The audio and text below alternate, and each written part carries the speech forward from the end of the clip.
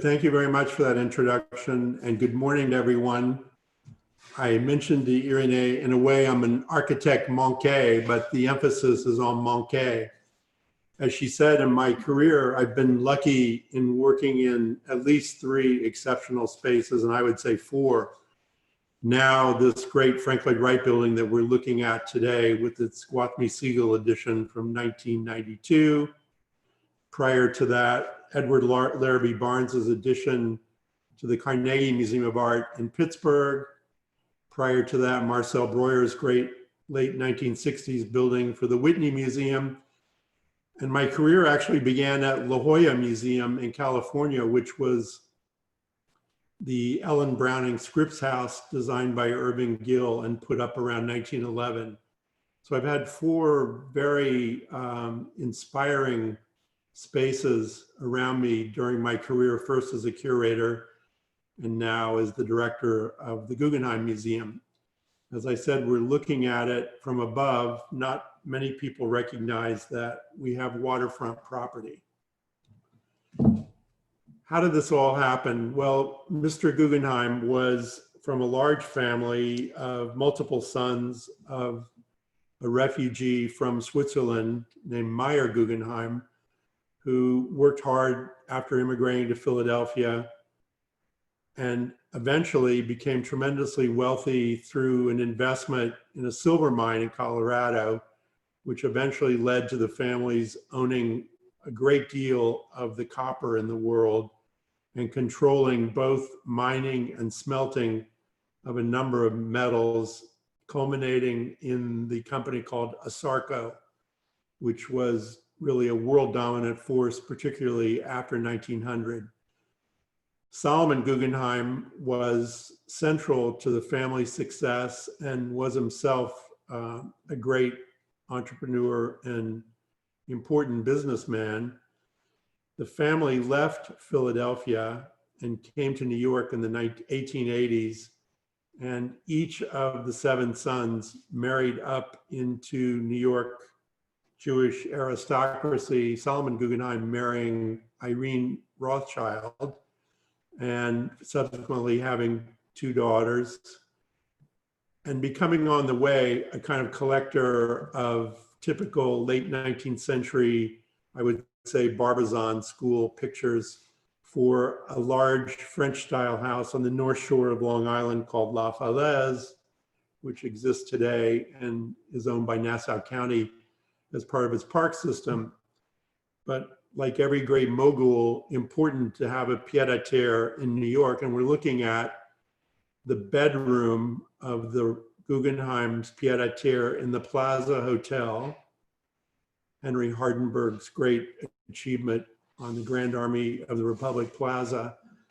And we're seeing this, opulent Art Deco almost bedroom decorated with pictures by the artist Rudolf Bauer, who was a great favorite of Hilla Rebay, the first director of the foundation, which began in 1937.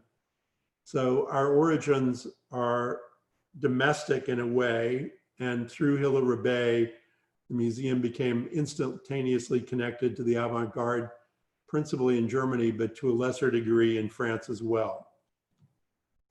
Another view of a different bedroom. Here you see a little more advanced art with Kandinsky and Leger on the wall.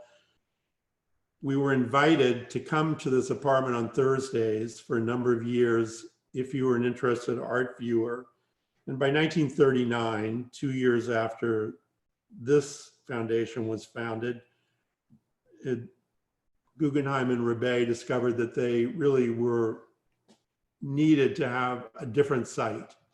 So they found a building at 24 East 54th Street in Manhattan, not far from where the Museum of Modern Art is today, previously a car showroom, which was redesigned as a museum. And you can see in the neon sign on the right, it's quite clearly a museum by the architect William Munchensheim, who I think was a relatively well-known figure, student of Peter Barron's, who in the 1930s did a number of interiors and exteriors, including part of the New School downtown In any case, this car showroom was converted into very interesting interior, which featured, by the way, fluorescent lights, the first time that we know that they'd been used in an art environment.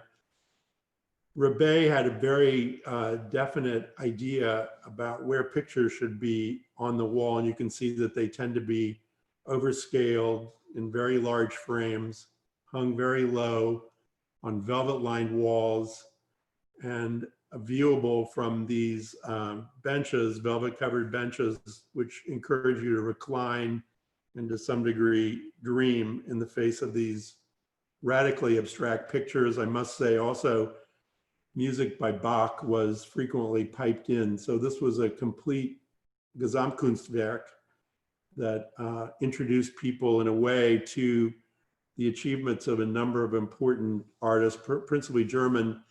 And if we think about New York in the late 1930s, it really has three poles, institutional poles, other than the Metropolitan. The Whitney Museum of American Art, which, as you can see from its title, downtown, and then at a later iteration in Midtown, was principally interested in American artists. The Museum of Modern Art, which to my mind, from its origins, was heavily Francophiliac, very bound up with the career of Picasso and then School of Paris and Matisse. And this, the Museum of Non-Objective Painting, as it was called in those days, definitely a site for information about Germanic art and Northern European abstraction.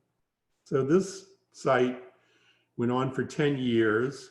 And at that moment, Mr. Guggenheim and Hilla Rebay were further encouraged to think about the museum's expanding. In 1943, she wrote to Frank Lloyd Wright, and I'll quote from her first letter to him, which is her saying, "I need a fighter, a lover of space, an originator, a tester, and a wise man. Your three books, which I'm reading now, give me the feeling that no one else would do."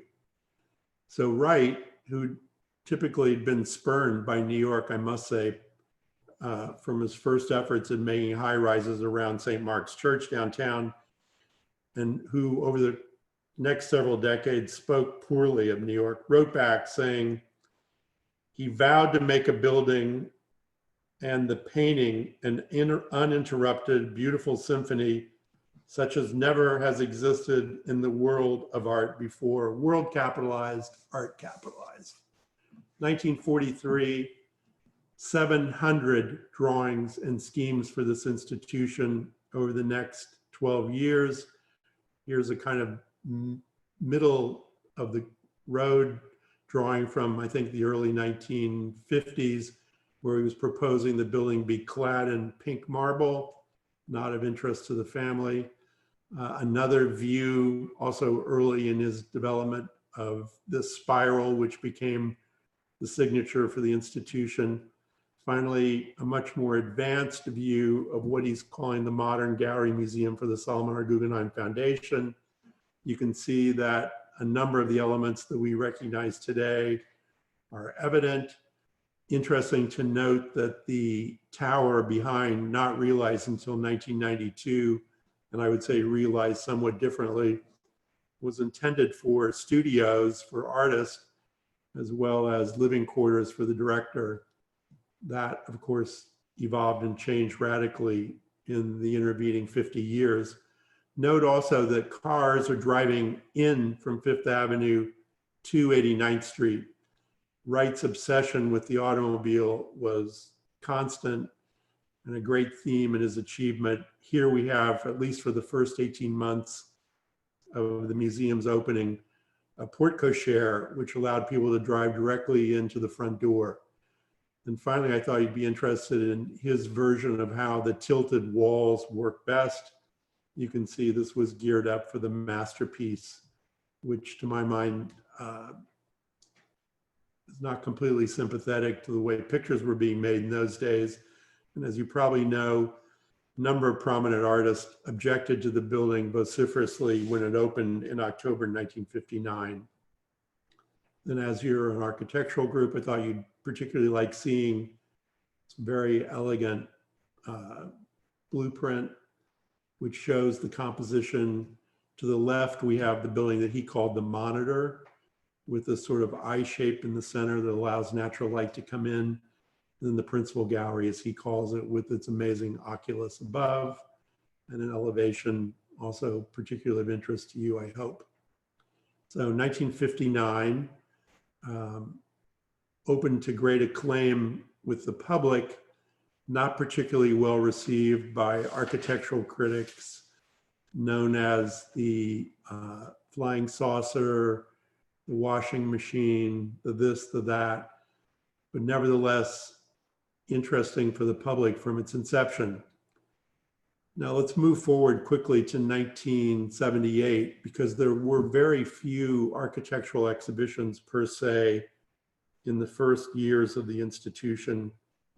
And I could say, I realize today, I first visited that museum in June of 1969 when I was a student living temporarily in Washington, and found it quite astonishing. But the museum and its design and designers hadn't really understood the institution and the building well yet. This is Rem Koolhaas's first show, 1978. It's really a celebration of delirious New York, with a number of drawings and illustrations related to that now famous book. I thought you might want to see how work was presented in those days. And we all know the great impact of that particular book on our recognition of contemporary urbanism. There was a long stretch without any further interest in architecture until 2002. Now we see the Gwathmey Siegel building up close, and a terrace that Frank Gehry in his exhibition has decorated with this ribbon canopy that's to the bottom left of the slide. Also shows you the beautiful composition from above of both the Monitor and the main gallery, as Wright called it. Gehry, of course, took over the institution in a beautiful and fascinating way, really, I think, underscoring his deep interest in what we now see as industrial materials. There are a number of important projects that were represented by these great models. The screening that dropped from top to bottom added a different layer of sort of mystified information. And then there was a full gallery, of course, of Frank's furniture and the drawings that go with them, with an image of him to the far right. A deep connection to Gehry. I must say that I had known of Gehry previously from the retrospective organized by Walker Art Center, which came to the Whitney Museum, not nearly so complete as this exhibition, which I think was a demonstration of a great alliance between the museum and my predecessor, in particular, Tom Krenz and Frank Gehry.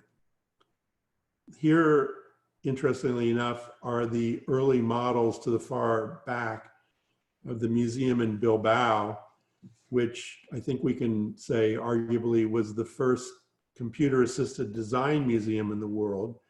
And we'll come back to Bilbao and its great impact on contemporary museological thinking, and also how in its wake, culture, and particularly the visual arts and museums, have been harnessed by a number of cities as a way to reposition themselves. Zaha Hadid also had a large retrospective, which I was not able to see, unfortunately, but I think another demonstration in the museum, and particularly of Tom Krenz's interest in her work. The right space lends itself nicely, I think, to Zaha's aesthetic. I know the show had great impact, not only among architects and architectural critics, but also students, and I guess also people who were interested in the changes that were coming, made possible by computer-assisted design. That's 2006. In the early 1990s, the government of the Basque region, and particularly the city of Bilbao, approached the foundation about renovating a wine warehouse, which would be located behind that facade of apartment buildings we're seeing behind today's museum, which ultimately proved to be less interesting to my predecessor than this site, which is directly on the river that connects Bilbao to the Bay of Biscay. You can see to the right the remnants of its industrial origins. This, in fact, had been what we would call sort of a toxic site, a heavy metal site, where metal-clad ships were made, the river being quite deep. I think it has a draw of in excess of 20 feet. In any case, this offers Geary the opportunity to make a very important signature building, quite large, unlike anything else I think that had been accomplished by that moment, and I think now seen as probably the most important building of the last part of the 20th century, which is a great compliment, I think, to Wright's building, probably one of the 2 or 3 most important buildings of the first half of the 20th century. So today, this titanium-clad building has proven to be a magnet to visitors from around the world. I'm happy to say that frequently the Bilbao Museum, inside a city of about 1.6 million people, attracts in excess of 1 million visitors from all over Europe and Asia and North America as well. You can see that some of the internal spaces are particularly gargantuan.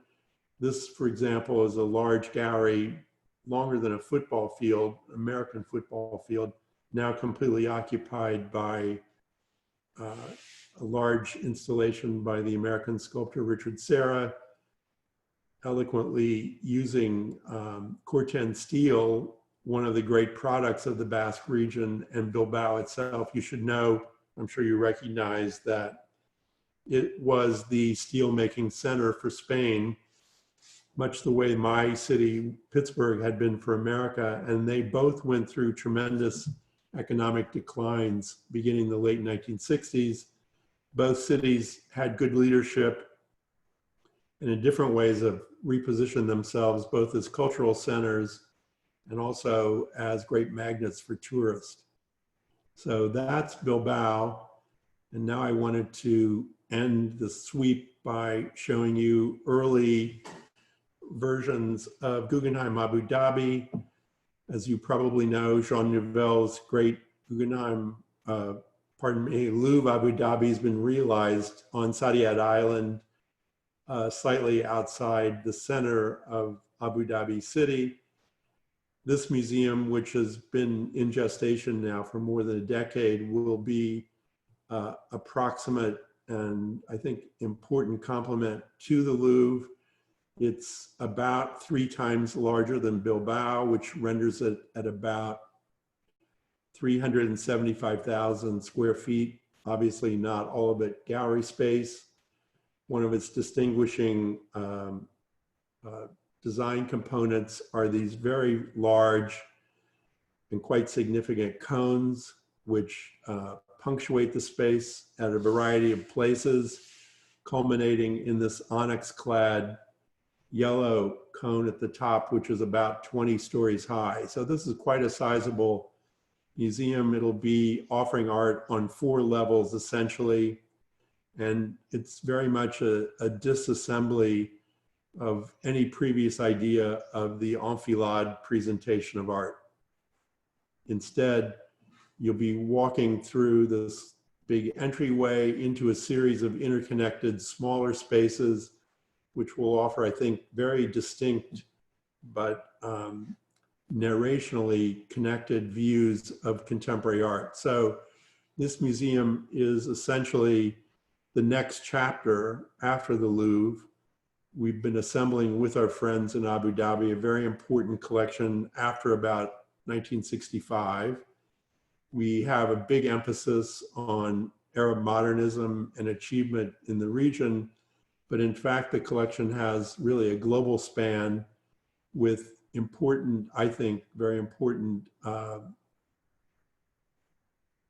examples of work from around the world. So we've kind of worked our way from Asia to South America and more recently to Africa, all the while looking carefully, of course, at the Middle East, at Europe, and North America.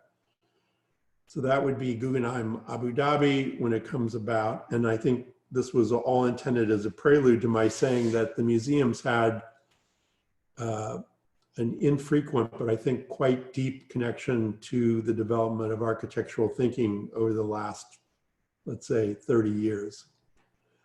Now on to Countryside, Rem's show, which he's done with OMA, his think tank led by Samir Bantal. As you can see, there were two symbols that were and are still presented in front of the museum. To the right, this very large tractor manufactured by Deutz-Fahr, a computer-operated machine that's symbolic of industrial farming. And to the left, this, I think, very elegant 80-foot long capsule for, in our case, raising tomatoes with the 24-hour growing light that really stimulates photosynthesis and has resulted in multiple crops of tomatoes, which we've been able to distribute to food banks because the show opened in February and was closed to the public on March 13 and is today lying fallow. I'm happy to tell you that it will reopen probably in early September and be on view through, I think, the early months of 2021.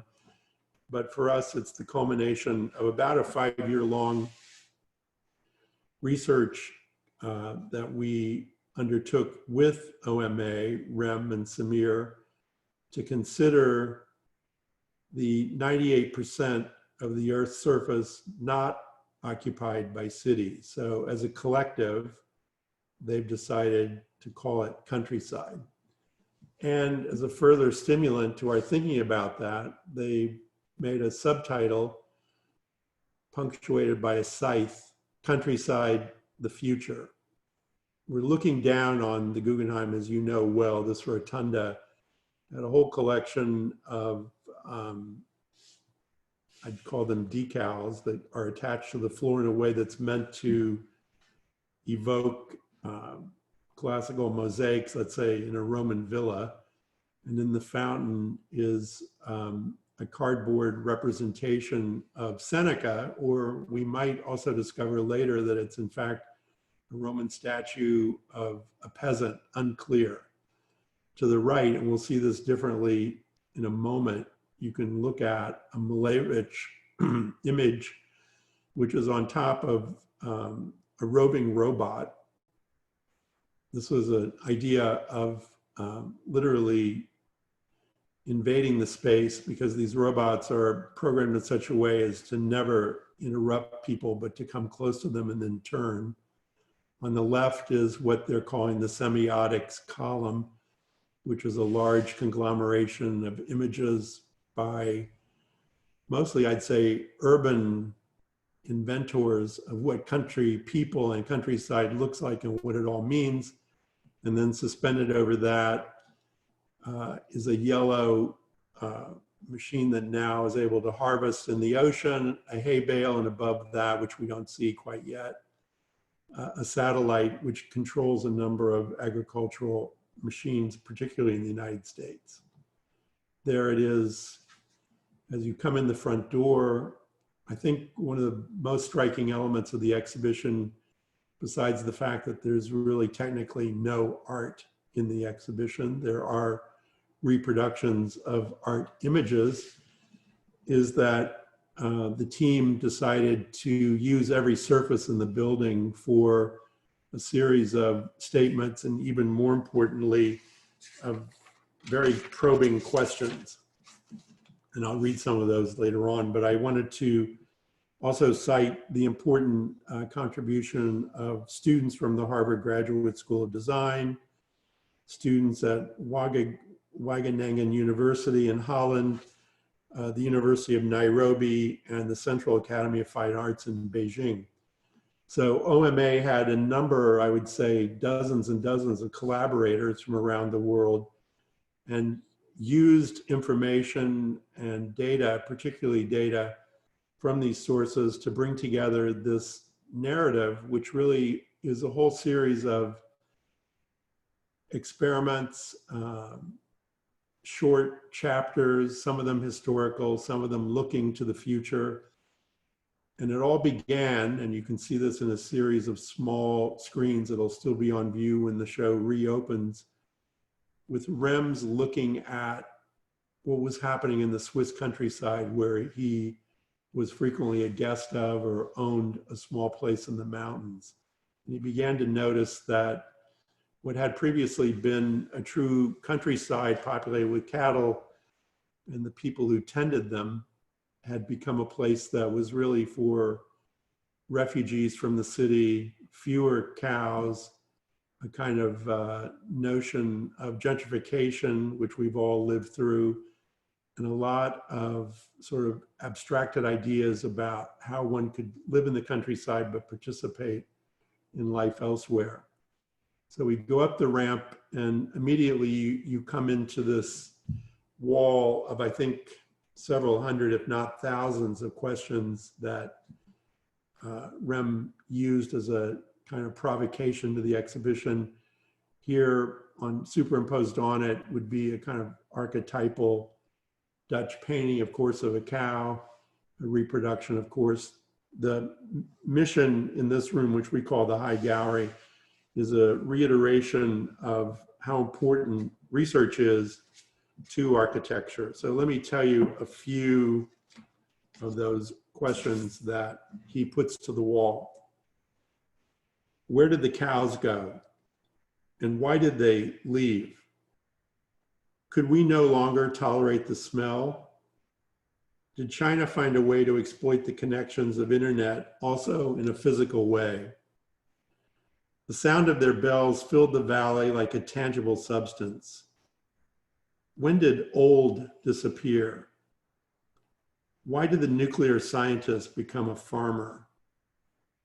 Where are the inhabitants? Do they live elsewhere? Are there inhabitants? Why are the gardens unused? When was the last barbecue? Who maintains the unused? Does grass always need cutting? Why don't they invent grass that doesn't grow? Is hay still relevant? What happened in the last 100 years? How did we evolve from costume to jeans? Definitive clothing, the outward sign of a new me. How did the Romans live in the countryside and their contemporaries, the Chinese? What made them happy? Who thought of free time? Singing in the stream, reciting poetry. Since when did we sell entire villages? Work or wellness? Can tourism be real? Is massage a new duty? Dung or design? How close to heaven are satellites? Do they reach heaven? Do they know everything? Can we hide? Another view of the research tables in this first gallery. Then you come right away into level one, which is described as otium. As you can see, it's a Roman word that's the phenomenon of releasing from work by going into the countryside in order to observe and I think become regenerated back at the workplace, which they've discovered, Rem and Samir, had a real counterpart in ancient China as well. This is a printed curtain that goes up the first 80 feet approximately of the exhibition and introduces not only the notion of otium, but then a look at the notion of the French hameau village coming into American hippies, which arguably are an outgrowth of ideas from France, 18th century and 19th century ideas. And finally, a kind of inquisition into this new notion of wellness and how it's become a multi-billion-dollar business. Second level of the exhibition is really about political redesign. And you can see a number of figures to the right. You'll probably most likely recognize Mao Zedong. To the right of him is Nikita Khrushchev, and beyond that, Stalin and others. I think here is an instance of OMA asking us to look at the far past, because on the left, we're seeing images from a 19th century French idea around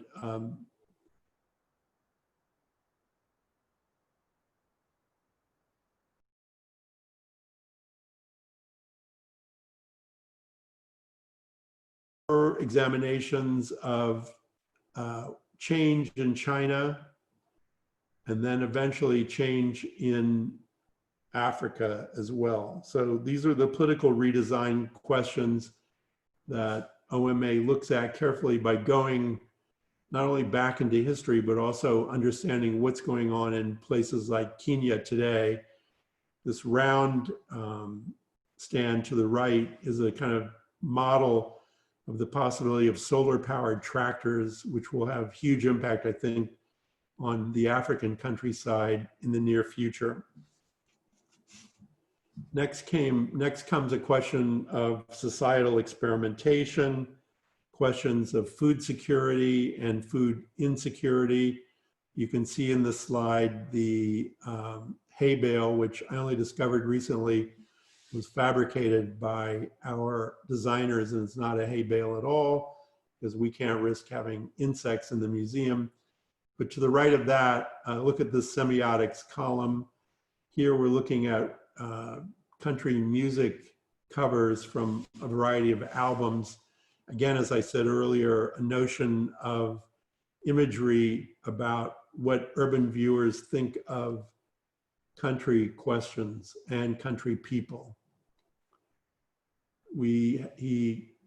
OMA frequently incorporates film into this examination of different notions of countryside, historic and new. To the right here is a large examination of land grant and post-Civil War divisions of America into 160-acre plots. As you know, this grid probably extends from Ohio all the way out to Utah. And I was on the weekend in Missouri, which is where I'm from, and I kept recognizing how this, highly geometric division of the countryside that we live with through roads and also barbed wire fencing in particular is such a superimposition on the topography of the country, and what a violation it is in a way of the beauty of the areas. Again, another re-examination, we saw this in a slide earlier, of modern living in China, because there I think Rem and OMA are discovering a new ability on the part of this regime to not only bring population out of the countryside to the coast and more to the central part of China, probably the biggest migration of humans in our history, but also a capacity now to integrate high-rise living in certain instances with farming itself.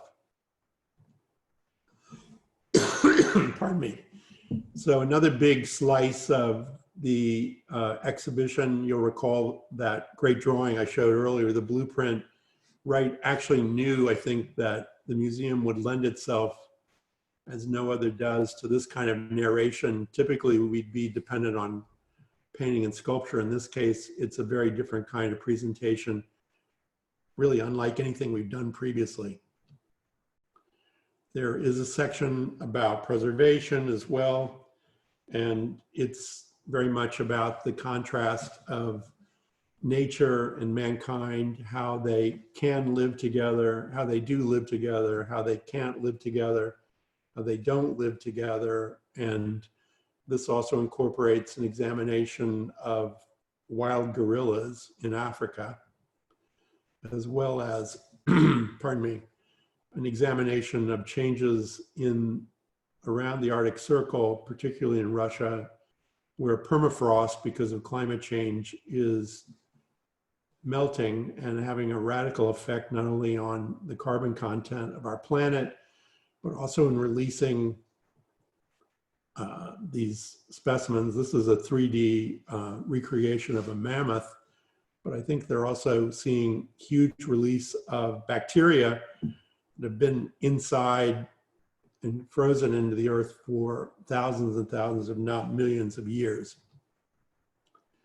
Then the show moves up into a higher level, which really is they call Cartesian Euphoria, which looks at how today high technology is available to help us get a better grip on supplying food, as well as being more, let's say, better and more concentric citizens with nature itself. Here we're looking at a machine that measures photosynthesis in an effort to discover which strains of plants are better at growing more quickly in order to supply us with a constant food. And then finally, I wanted to show you this whole section at the top, which is really about precision farming and really animates the notion of Cartesian Euphoria.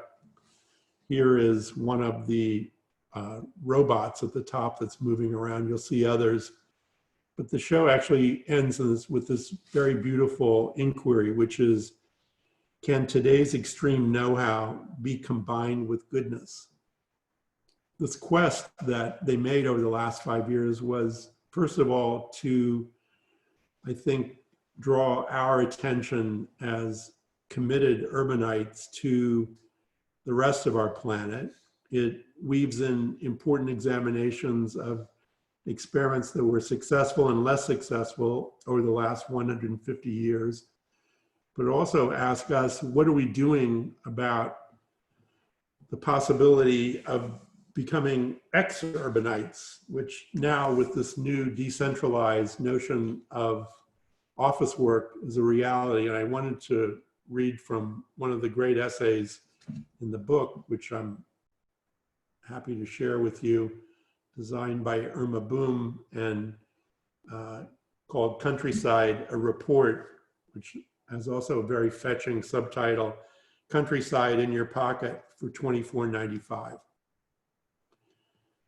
If the nature of work changed beyond the fake amalgamation of wage labor with fun and hanging out in the creative industries, everything would change. How we organize our days with the kids at daycare and long commutes to office buildings, how we prioritize relationships. We spend most of our time with colleagues rather than with friends and family members, and where we dwell, now ideally near work. This shift would open up new possibilities also for the relation of city and countryside. The hailed smart city would not handle these changes adequately. Its incapacity to imagine new spaces for new demands makes it just more efficient eco-version of the existing urban model. The changes of work in demographics, technology, and social rituals would require new strategies and typologies beyond today's factories, office buildings, apartments, and houses. Spaces that encourage different ways of spending time together, bringing up children, taking care of loved ones, education, loving, communication, the production of knowledge and research could be organized differently. But where would these spaces be found? The show actually, I think, reflects that very deep inquiry into where we're going in this very disruptive last 12, 14 weeks where we've all been denied access to not only places where we worked, but places where we can be together. Really emboldens me to say that countryside has proven to be tremendously prescient, and I think is a great demonstration of the possibility of the museum not only hosting an architect who chooses really not to think that much about architecture in this exhibition, but to allow itself to become really a very visual, enticing, and informative center for research and reflection. So let me invite you sincerely to visit the exhibition, which is on view, as I said, through the early years of 2020. Under the new protocols of hygiene, we're in fact obliging people to buy tickets in advance. There'll be time visits. We're only able to allow about 25% of the audience who'd once been in the institution. You'll walk up and take an elevator down in a very directed way. And beyond which, of course, we're insisting that people be in mask. And with all those constraints, let's hope that not only do we stay healthy, but we become even more committed museum goers. Thank you. Thank you, Richard. Thank you very much. I can move a bit closer here. This was a very dense presentation. I had a lot of information here to unpack. I would like to ask first if there are some questions from the audience, and we will try to address that. Also, any questions from our residents, you can feel free to unmute yourself and we can initiate a conversation.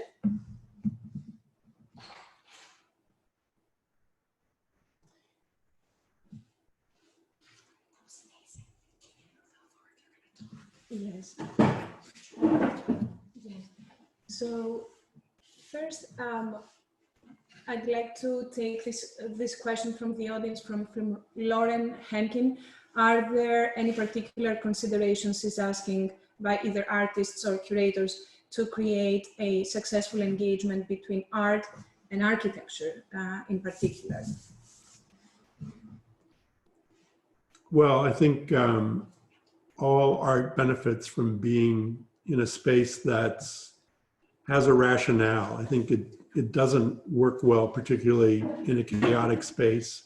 So perhaps you're an architect, I would encourage you to develop your spatial aesthetic in a way that in fact becomes a complement to art. And artists and architects are actually, very closely allied. There might be one or two strands of DNA that have gone awry so that you're separated from each other. But I would say, from having lived in that Irving Gill building for a few years in California, having lived in the Marcel Breuer building at two different moments for about 15 years, and then in particular being in the Edward Larrabee Barnes building, which was really, really complementary to modern and contemporary art, and now the Wright building, which I must say I would have resisted previously as not particularly receptive to art.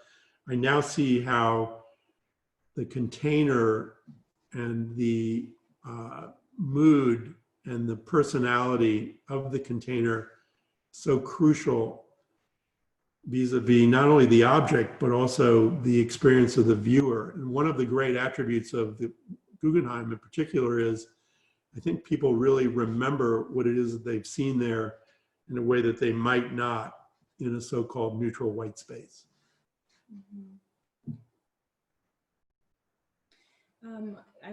I was wondering specifically about the relationship between the architecture of the museum and the different shows that have been exhibited, and how, in particular, the last show here that we were discussing, Countryside, stays really thin as part of a poster on the edge of the wall of the museum. It doesn't do so at the upper level, but would you like to talk maybe a little bit more about that? Well, I think it doesn't work to contravene right. Mm-hmm. The important thing about this building, other than the ramps, which are slightly disorienting because we typically think we're looking at art on a level floor, is the void in the middle. Mm-hmm. That's really the essence of the building in a particular way. And this great oculus on top of it really allows for a penetration of light, which is both metaphoric and real. I would say, and this is what I meant to infer previously when I said that there were many years where I think the designers and curators really misunderstood or only partially understood the building. I think more recently, in the last 25 years at least, the designers and curators have understood how to cooperate with Wright's very extreme presentation and to make it into a kind of seamless and very happy, elegant, or whatever better word you want to use, experience. But I really feel, as I said previously, that one of our great attributes as an institution is that it's memorable. And so you go away remembering what it is that you saw. Of course, you remember the building as well, but that's fine. There's enough memory storage for both. Sure. There is another question here from our audience, from Michael Anthony Kindika. What is the future of our museums in terms of architecture and exhibitions based on our situation today? What do you see the future? Well, I think the most important thing against what we're suffering today is that the vaccine become available and widely spread so we can go back to being highly social individuals. Because truly, architecture, almost in a way more than painting and sculpture, is a social activity. So I think the future of museums will be part of the arc of what we're going through today. And then we're likely, I think, to have a new notion of, let's say, sustainable architecture. I think that's a bit of a threadbare word, but less of an emphasis perhaps on excess. That's what I'm imagining might happen. But I'm a terrible prognosticator. I should say, in parentheses, I went to see the Bilbao Museum when it was being built, because I was in Pittsburgh and we were building the Andy Warhol Museum by remodeling an old building. And I went back and told all the important people in Pittsburgh, don't worry, that building won't be successful, Frank's building, and no one will ever go there. I was so wrong. And in Pittsburgh, where Richard Gluckman beautifully redesigned an older building, there's only 1/10 of the visitation of Bilbao. It's quite amazing. So I think my ability to predict what may be coming is quite feeble.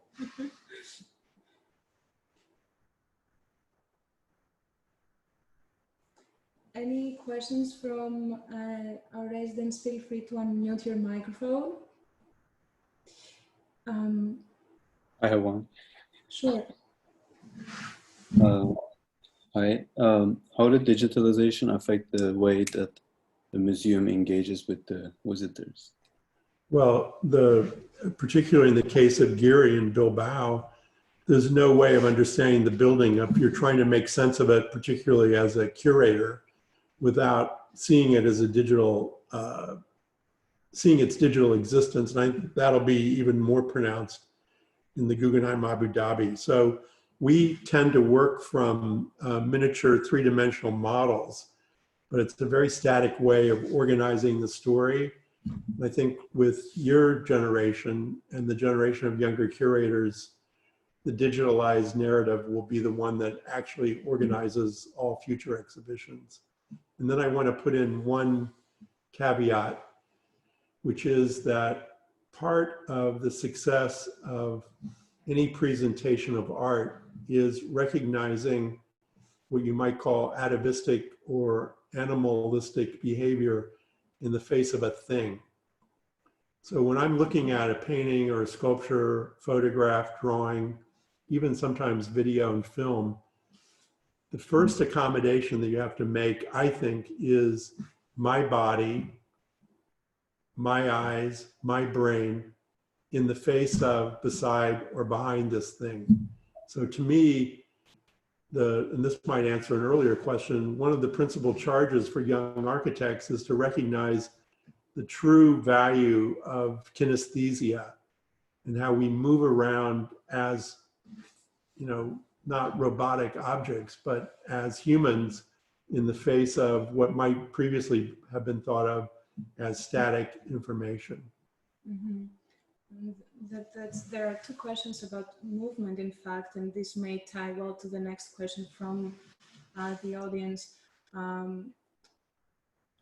Lauren Henkin is asking, as we see museums expanding to the degree they are and seeing larger and larger spaces, do you feel there's an importance still for intimately scaled spaces in the museum? Well, I think that's an easy answer, because I think, even though I wouldn't have said this 25 years ago, the Guggenheim is, in fact, the one on Fifth Avenue, an intimate space. And I think there's great value in that. So there will be, you know, these overly large or tremendously capacious spaces in new buildings. But I think it's also crucial, as you're inferring, that intimate spaces have their own kinds of value as well. And I take Wright's ramps and then the Monitor, where we typically present the Tannhauser collection, as very interesting intimate spaces. Mm-hmm.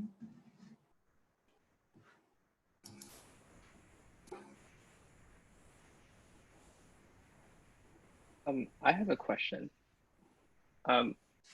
Considering that Guggenheim has kind of now expanded from New York to Bilbao and now to Abu Dhabi, how is the institution essentially promoting the culture of the space and the culture of the global space as well? Well, I think in the case of Abu Dhabi in particular, well, let's go back a little bit. The museum has for some years now been talking about its global profile and its ambitions to be global, but it really was an institution that was looking at Europe and North America, essentially. So about 15 years ago, the trustees decided that there would be an Asian art initiative and hired a very gifted curator who subsequently helped us put together half dozen or 10 important exhibitions about Asian art.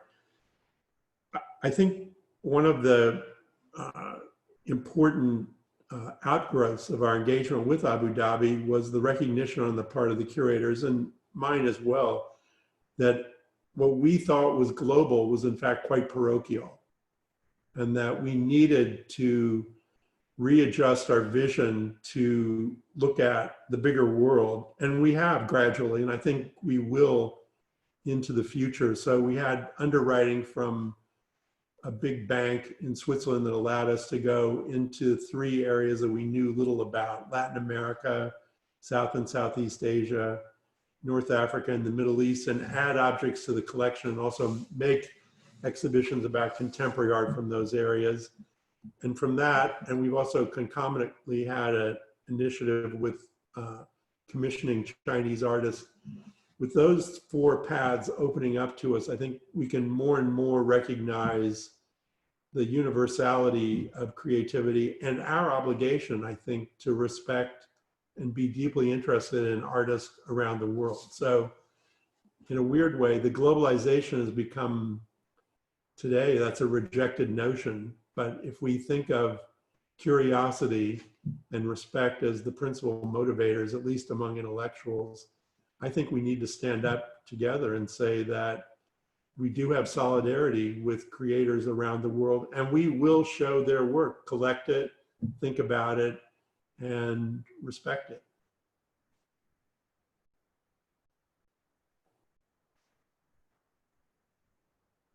Here's an interesting question. What metric do you use to gauge a successful exhibition? The typical one would be, of course, attendance. But we've had exhibitions that were not well attended from our point of view. And we normally welcome about 1 million people into this smallish building that I found hugely important. And the one that I would point to in particular was the big retrospective survey of the Japanese artist Kawara. Very severe and beautifully presented exhibition with a great deal of sensitivity.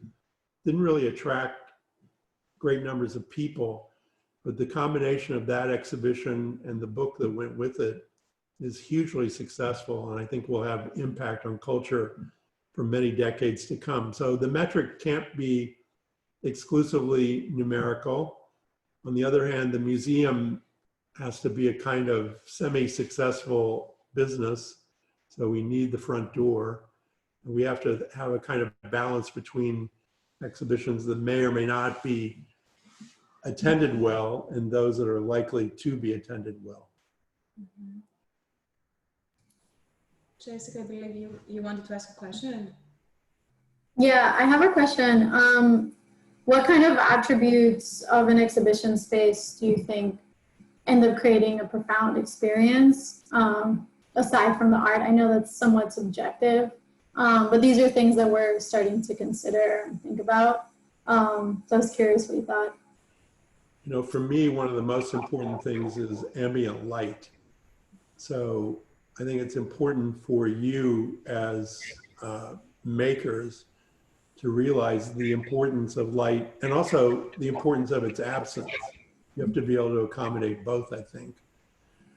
Beyond that, I think important to have a very developed sense of texture, because one of my complaints against some of the world of the white box today is the absence of texture makes the room really indistinguishable from thousands of others. Mm-hmm. To me, the better museums are the ones that show themselves, have their own, you know, let's say BO, body odor, and are proud of it in a way and demonstrate that the building also has its own integrity. I'm really not interested in the concept of a neutral white box. There's more questions from the audience. Jessica, is there a follow-up, or feel free to unmute at any time? No, that's great. Thank you. I also kind of just agree with this hyper neutral space actually just becomes, it could be detrimental to the experience, where if it's too bright, you're not able to really focus on the art, or it becomes a kind of place where people like photograph themselves. I feel like there's so much power in the way that it's lit and presented that completely changes on how you're able to focus or not focus on the experience of it. Well, it's a ubiquity has happened in my own lifetime. So when I began doing this in the 70s, you were much more likely to see work in a gallery that, for example, had previously been an apartment or left over this or something else and had been repurposed, but still had a lot of the blemishes and evidences of the past. With the giant infusion of capital, and I think a change in people's perception of built space also. Now we are, you know, forever entering into these basically giant hangars almost, supposedly neutral with concrete floors, and then deciphering information or getting experience inside that environment only. Not always that nourishing. Mm-hmm. I can take a question. Dimitri Tsaheli is asking, does the idea of Gesamtkunstwerk today hold as it was understood earlier on? You mentioned the backplane. Yeah, I think that's a good question, but it's a really rich one because I see in a younger generation a willingness to incorporate multiple stimuli at once. And I think that with the new power of video in particular, and also, excuse me, your generation's deep connection to music, particularly popular music, that there's a way where Gesamtkunstwerk might be redefined differently in the future. In my time, you'd think of it as, let's say, a Schwitter's environment that is basically an exploded painting or sculpture. I think your way of looking at it is going to be considerably more sensorial. It might be fleeting, and it also might be considerably more mutable than in my time, but there is power in it and worth pondering. Mm-hmm. You can read the questions as well here on our panel. So there is many coming. We have maybe another 5 minutes to address as much as we can. Let's say something about Christopher Christopher's question. So he's asking Chairman. about the animalistic awareness of the environment. What impact does ambient light have from a primary skylight? And I've heard in the past about the importance of the aura, in quotes, which looms behind us. And so did Frank Lloyd Wright stumble upon a unique viewer experience providing ambient light behind the viewer as one contemplates the art? I would say probably yes. And, you know, to my mind, Wright is really a forerunner of the idea of the integration of nature and the built environment. And that incorporates also natural light. And you'll remember, or you'll know that his ideas about the Guggenheim really would be, and if we obeyed them today, the Guggenheim would be much more of a place where living plants existed, trees, philodendron, vines that would have come down over the balconies, etc. But I think, did he stumble onto something? I think he worked 65 years towards a kind of realization of how unified the experience can be and how important it is to integrate nature in that so-called aesthetic experience. Should I take that last question? Sure. So Amy's asking us about, here. Yeah, the museum in Abu Dhabi. What is its relation to the outdoor environment? Where does it live in the city? What does it speak to in relation to nature, to other buildings? How does it become a sanctuary for the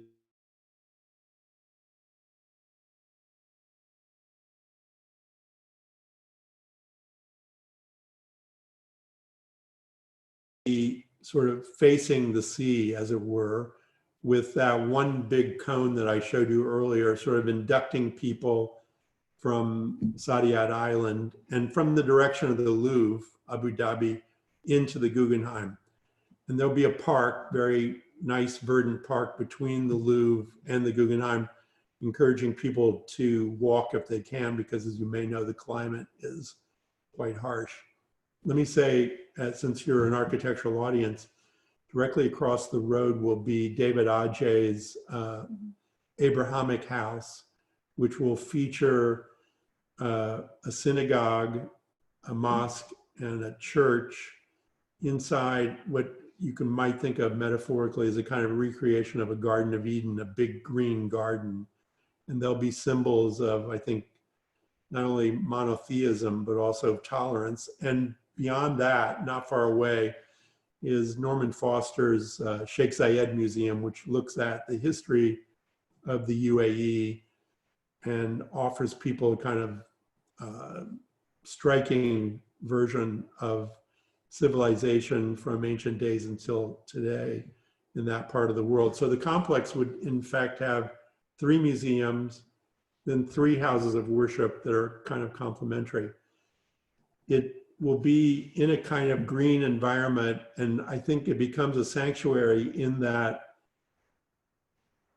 as you say, artists will be invited to do a variety of things, beyond which, without being critical, I want to say today the built environment in this part of the world is very consumerist. It's largely oriented to visiting malls. This will be really the first time, well, there are other instances, but one of the largest demonstrations of a kind of non-consumerist social activity. So for that, I think the population and the visitors will be quite grateful. May I take this question? I'm also curious about the relationship between REM's countryside and the past exhibition from '78. So Samantha Pavik is asking, she's a Columbia GSAP alumni. Thank you, Mr. Armstrong, for this amazing lecture. Countryside is focused on nature, and 1978 REM's exhibition was focused on the surrealist city. Both left high preoccupation on REM's architectural work afterwards. What is, in your view, something in common that fascinated you the most in both exhibitions, which are so diverse, yet greatly researched by the same author? There are some follow-up questions here. In addition, in Delirious New York, REM also intertwines with figures such as the artist Dali and the architect Le Corbusier. Are farmers continuing the key roles in the narrative of REM's future? And there is a question about the direction for the viewing of the exhibition. You've already mentioned how it will work post-COVID and what kind of measures you're taking, which answers an earlier question as well. Is there a particular, Samantha is asking, message as to how to decode the exhibition, because the movement is reversed from what Frank Lloyd Wright originally intended. So you first walk up and take the elevator down, which is the reversal. Yes. Well, for the exhibition, it's really, you could describe it as a buffet. So you can begin anywhere you like, and you can go into any subject that you like. I think it's unlikely that you're going to be able to synthesize all of the subjects that are in the exhibition. It's really too broad a scope, and beyond which, if you're a reader, and I reckon most of you are, there must be maybe, well, certainly hundreds of thousands of words on all these surfaces. So going up the ramp, I think you just have to imagine yourself as a kind of tourist and dipping in and out of the subject. But that little book that I alluded to earlier really gives a tremendous insight through a series of very cogent and interesting essays and a lot of really great illustrations into the thinking behind the show and make it much richer.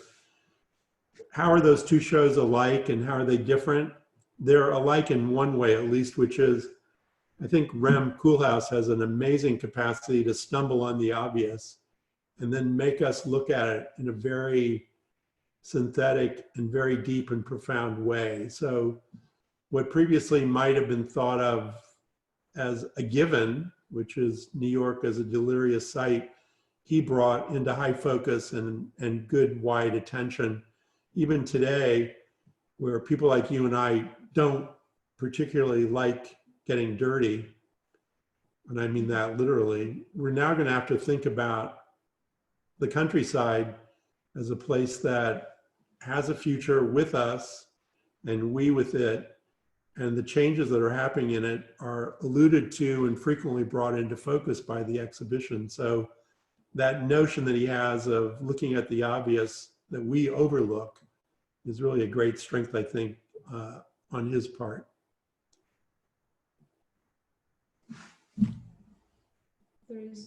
There's a lot of beautiful questions as time allows to take one. I just had a question. Since the architecture residency program operates under the bigger theme of the transformation of consciousness, I was wondering how, maybe through the show that is currently on view at the Guggenheim, how does the metropolitan consciousness is shifting, perhaps, or how do you read this transformation of metropolitan consciousness versus countryside consciousness? Or how does this dialectic shift?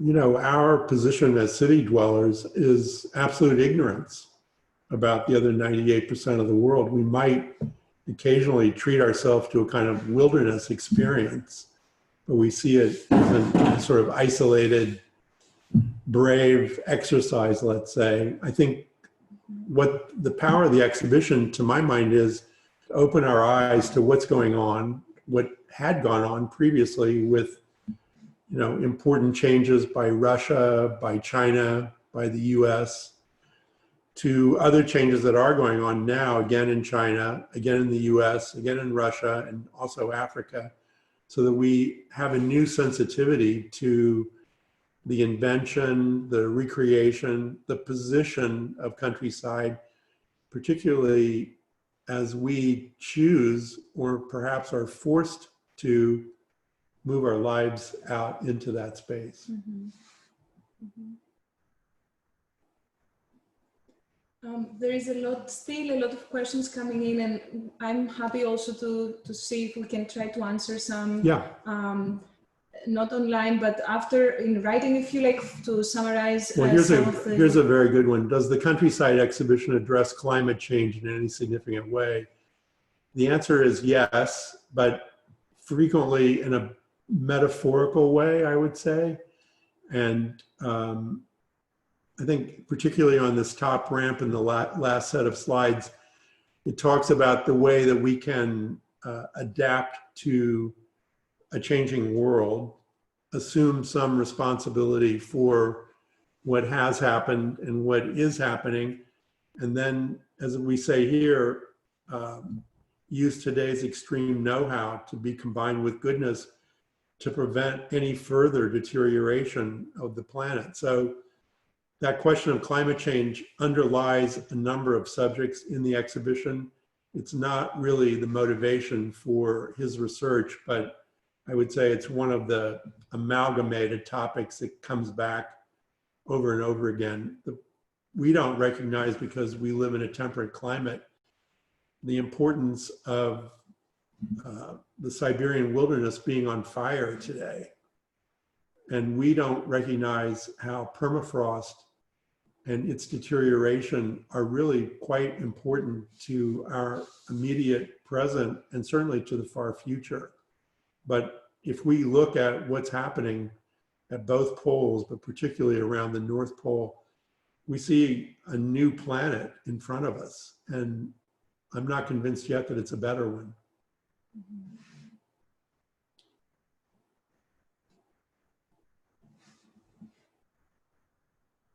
Somebody's asking about, Lauren again, what about the experience of being confined in your house because of COVID? Has it not made you much more grateful for even small demonstrations of life outside of our own? Even if you're looking at, a spore growing on your beautiful yeasty bread. I think we all have seen how change and growth demonstrate themselves at a micro level. And then if you're lucky, you can go outside, you can see it at a macro level. I've been up in this county since March, and it's the first time after having lived here for a long time where I've been able to see the change of the seasons and understand better what that means, both visually and also, I hope, biologically. But the COVID clampdown, I think, should have made all of us very appreciative of any kind of demonstration of life. And actually, Lauren is responding. Definitely, it does make her aware. And thank you for the great lecture. Thank you, Lauren.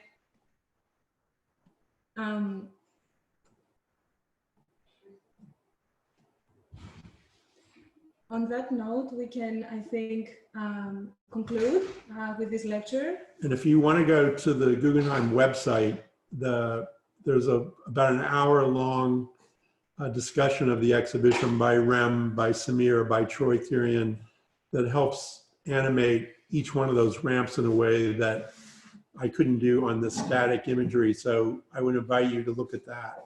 Beautiful. Thank you very much, Richard. Well, let me say one further thing to young architects. To a large degree that you may not even be aware of, the world needs you and you will have to reshape it. So to all of you, big courage and also the willingness to be who you are. And I hope to a large degree that means that you're eccentric and nonconformist and imaginative. Beautiful.